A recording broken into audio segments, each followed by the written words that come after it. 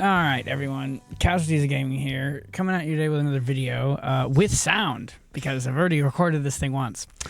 But anyway, so we're here today talking about Anbernic again. The RG557 to be specific. As you can see, they dropped another video today, kind of showcasing this device. They've kind of bookended it with featuring Moonlight streaming. And then they're showing Wii U, obviously they're skirting the Nintendo Ninjas, but at least we can hear that the sound wasn't stuttering, so that's cool.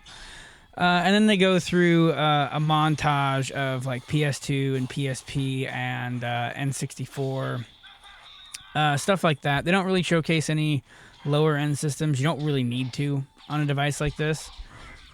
Anything lower end is obviously going to work fine.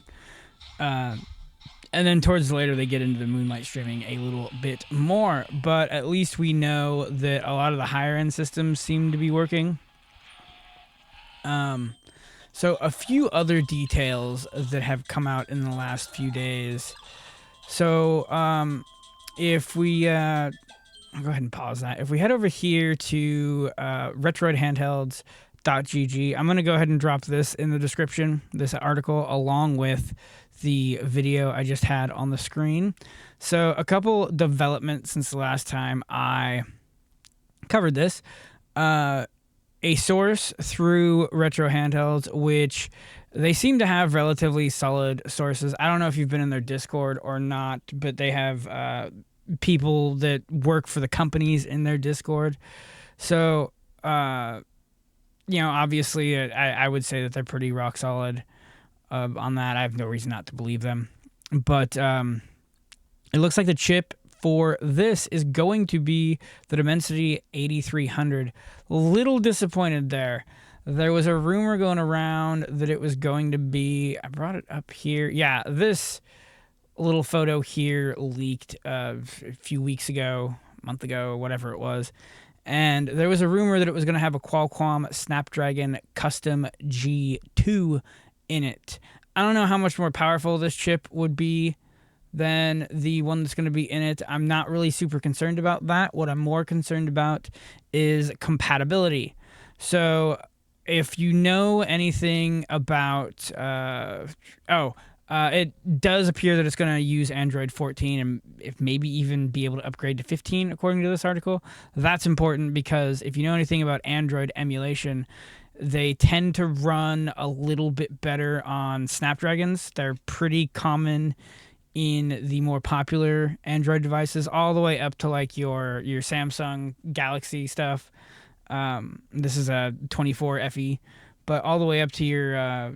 this is obviously a cheaper Samsung, but all the way up to like your high-end flagship Samsung stuff, all the way down to like your Motorola G7 or some of the lower end stuff. I'm not really sure what they're throwing in like a cheap $100 Walmart phone at this point, but the Snapdragons have kind of taken over the Android world, so the emulators tend to run a little bit better on those. So I'm a little disappointed in that.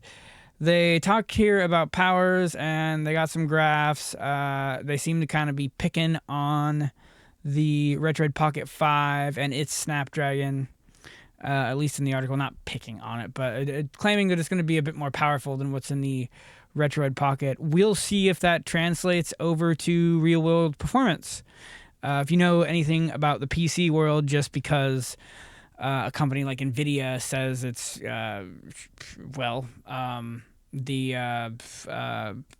the 5070 was supposed to be just as powerful or just as awesome as the 4090, and even under the best circumstances from the reviews I've read, that doesn't seem to be the case. I'm not saying that that's going to be what happens here.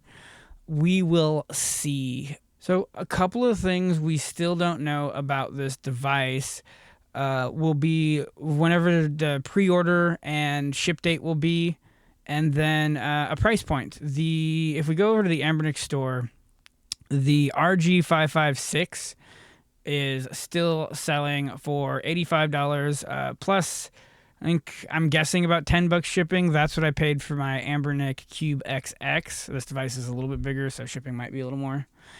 But we will see what happens. Anbernic usually, when they start not even teasing, when they like announce a new device and they start showing you trailers and stuff, it's usually within a few weeks, under a month usually, that they're going to start taking orders and shipping stuff. A couple important things. May 2nd is coming up, which, if you don't know, the exception for the name of it's escaping me. I'll post it on the screen if I remember to throw it in the editing and whatnot. But basically, anything under $800 is exempt from tariffs until May 2nd, and then there will be either I think a $25 charge or a 30% charge, depending on the carrier and whatever they choose, basically. A carrier can flip-flop between those two, but they can only do that, I think, once per month. So we'll see what happens. To let you in on a little secret, China and the way AliExpress kind of works when it comes to tariffs, when they do have to tariff something, from my understanding, they tend to undervalue their stuff. So just because, this is just speculation. Do not think this is going to be a sub $200 handheld. I think we're looking at probably $215 or $220 at the very least. So if they had to charge you 30%, that would be a little bit over $60 American, assuming that my like $220 price range is correct. But I wouldn't expect necessarily to pay that. But we'll see what happens, and I may report on that.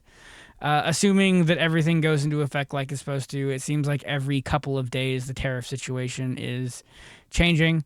We just found out today that computer parts and cell phones are going to be exempt from the tariffs.